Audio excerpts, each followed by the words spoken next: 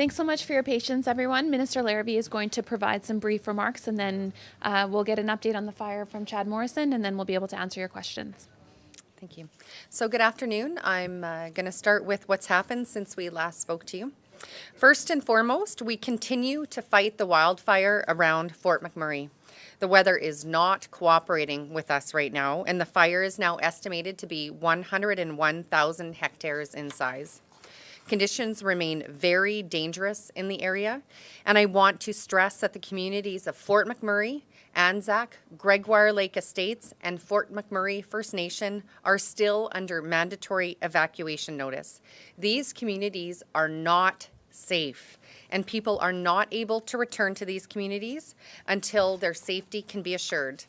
Firefighters are working in the area, focusing on structural protection to reduce any further spread into critical infrastructure in the downtown core, as well as the hospital, water treatment plant, and airport.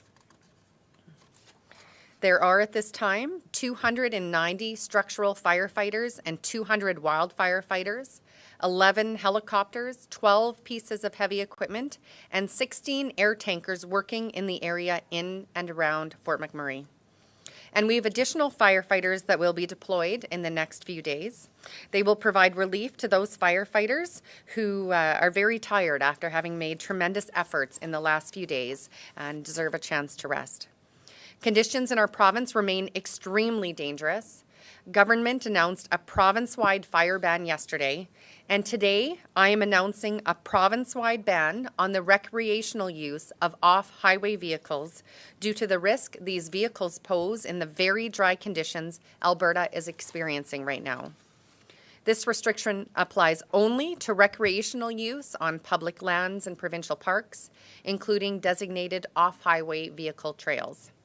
It will not apply to agriculture, commercial, or industrial use, or to Indigenous people using off-highway vehicles for farming, business operations, or traditional use. It will take immediate effect and has been enacted with the support of the Alberta Off-Highway Vehicle Association and their members. This morning, ground evacuations began for Fort McMurray residents who evacuated north of town. RCMP were supervising vehicles traveling south on Highway 63, ensuring they stay on the highway and not detour into unsafe areas in the city. The latest report from the highway is that travel was suspended temporarily around 1 p.m. due to heavy smoke. However, traffic began moving again at approximately 2 p.m. Safety continues to remain our top priority, and this remains an active fire area. The patience and understanding shown by the evacuees north of Fort McMurray has been remarkable, especially considering the challenging circumstances they are facing. I would like them to know that allowing vehicles to move south is a high priority, and local authorities will continue to allow traffic through as long as it is safe to do so. There have already been more than 1,200 vehicles moved safely in a controlled manner along Highway 63 through Fort McMurray and south. I know firsthand from my experience in the Slave Lake fire that some of the most pressing needs for evacuees are those very basic items like toiletries, food, and clothing. That's why our government announced today that immediate financial assistance will be provided to those who have been displaced from their homes. $1,250 for adults and $500 for each dependent. We're still working on the details of distribution, but we will need to know how many people we're dealing with and where they are at. So it remains important that all evacuees register either with a reception center if they're staying in one or with the Red Cross. Our goal is to start getting this cash into Albertans' hands as early as mid-next week, Wednesday. Please note that government offices will not have further information about these funds until that time. There are other supports available in the meantime, as well through people's own private insurance companies with whatever coverage you may have, and along with the efforts of the Red Cross. And we encourage all Albertans who have been displaced to access the supports that are available so they have what they need and what their families need in the coming days. I know that this is an incredibly difficult experience for evacuees, and people need a break from just waiting to hear when they can return home. That's why we are working to provide options to help give families who are dealing with this tragedy a break. That's why Alberta's provincially owned and operated historic sites and museums will be opening their doors to those who have been displaced by the wildfire, with free admission to its facility across the province from May 15th to September 5th. They have plenty of activities for adults and kids and could be a much-deserved break for families during a time of stress. This afternoon, we advised Mayor Blake that we will defer the June and September education property tax remittances for Fort McMurray. The deferral will help ensure the municipality's administration can focus on immediate emergency needs and reconstruction. We will work with the regional municipality on future tax assessments to ensure they take into consideration the impact of recent events.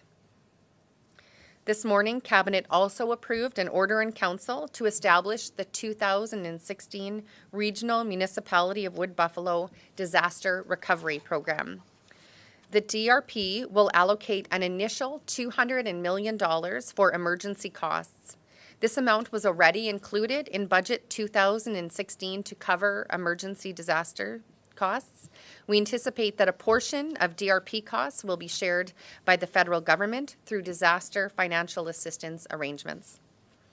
And we've already reached out to the federal government to ensure the support will be there for people, businesses, and communities impacted by this disaster.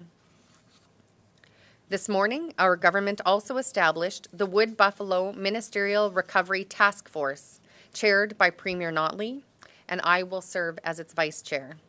Its tasks will be to ensure the safety and security in the affected areas, support the needs of the communities, plan the timely reentry of residents when it is safe to do so, and support the resumption of municipal economic and business activities.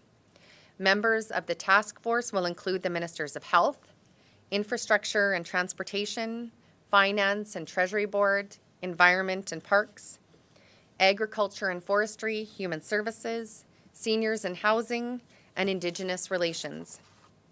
We have a long road ahead of us, and we are still dealing with this initial threat and the risks to public safety, property, and infrastructure. But we know that it's never too early to begin planning for the recovery, and our government has already begun this process. I will now turn it over to Chad for a wildfire update before we take some questions.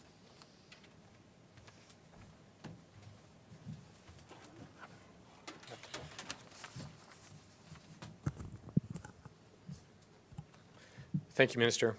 Chad Morrison with Alberta Wildfire. As the Minister noted, this fire continues to grow to the northeast away from the community. The fire at this time is currently at 101,000 hectares in size. The current report that we found, we've got more information on Anzac, and currently we understand that the fire did breach the community late last night. While most of the community remains intact, about 18 to 20 structures have been potentially lost. We are continuing to work also on getting more status on the update of the Nexon Long Lake plant at this point. On this fire currently, we have over 490 firefighters on the ground, and we talked about the helicopters and air tankers already. We continue to work very much in the community.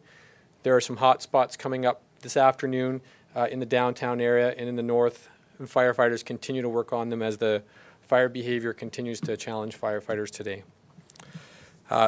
Also coming in to the province that arrived today, we have 83 firefighters from Ontario, 4 air tankers from Quebec have arrived, and Northwest Territories also was kind enough to provide us with an emergency air tanker to cover our lost one that we lost out of service yesterday. And so in total, we're back at a total of 27 air tankers available to work on fires. We have a substantially extreme fire conditions in front of us still for the next 2 days. Today, even though it's not as hot, it is extremely dry out there, and the winds continue to push from the southwest to push the fire to the northeast into the forested areas. We expect the fire to continue to grow into this northeastern, more remote forested area here over the next 2 days. The forecast for tomorrow is to have 27-degree temperatures. Winds continue to be from the southwest, so this is good for the communities down here in the Gregoire Lake area, and the Anzac folks as well will continue to be good news for the larger Fort McMurray area. But I do expect that there's a high potential that this fire could double in size by the end of day tomorrow. So that being said, it is at extreme fire conditions. The fire continues to challenge firefighters, and obviously firefighter safety is our first priority. I can give you a couple quick other updates on other fires in the province of note. The other one that's of note right now is along the BC border, and there is an evacuation preparedness notice in place. It's in the Clear Hills County area. That fire along the border is about 9,000 hectares. BC Wildfire and ourselves are working together to continue to try and control that. And there's some remote residents and ranching folks in that area, and they've been placed on notice at this time. And with that, that's the latest update on the fire situation at this time, and we'll turn it back to questions. We'll take any questions from the floor. Maybe a question for Scott. We heard some reports today of a few stragglers in town, and people refusing to leave that have been moved out by the RCMP. This obviously isn't your first priority, but we have got some calls from people who say, what is being done to make sure that these people aren't looting, robbing, doing things that they shouldn't be doing? Obviously, I said it's not your first priority. But. There are 2 points here. First off, there have been some initial reports of a few people who decided to remain in the downtown core. My only comment is it is unsafe. You're putting yourself at risk. You're also putting first responders at risk, because if a fire starts and the potential is there, then obviously they're going to come and they're going to put their lives at risk for you. You need to get out of the downtown core if that's where you are. You need to get out of the Fort McMurray area for your own safety. It is not safe to be there. Secondly is that throughout the evening, the RCMP still maintain a presence. We still have structural engineers and wildfire. We have a presence on the ground 24/7. We have received no indication of any reports of looting whatsoever. The question for Chad. There was some low possibility of rain in the forecast. I think the last one we saw was maybe 40% chance of rain at some point this weekend. What's your latest on that of getting some rain there? Yeah, we're always hopeful for such things. It's a little too early to tell at this point for rain. We are seeing, though, in our longer-term forecast, at least we'll have a bit of cooler conditions and relief towards that Sunday-Monday period. To be direct, though, we really need to get through today and tomorrow and see where that fire is at, and then hopefully we get some cooler conditions where it's a little safer for firefighters to be out there and working on some of those critical areas. And convoy, is it the plan to continue throughout the day today as long as it's safe throughout the day tomorrow? And at what point do you cut it off again, like you did at 1 o'clock today? The only reason we stopped today was it became unsafe for a temporary period of time.